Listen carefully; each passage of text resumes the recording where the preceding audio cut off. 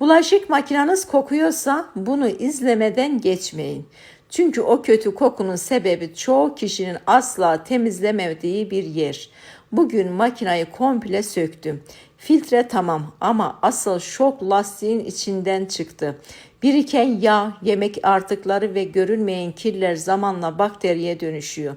Sonra neden makineden koku geliyor diyoruz. Yağından ve kirinden arınması için makinenin lastiğini söküp bileğinde üzerine stop sıkarak beklemeye aldım.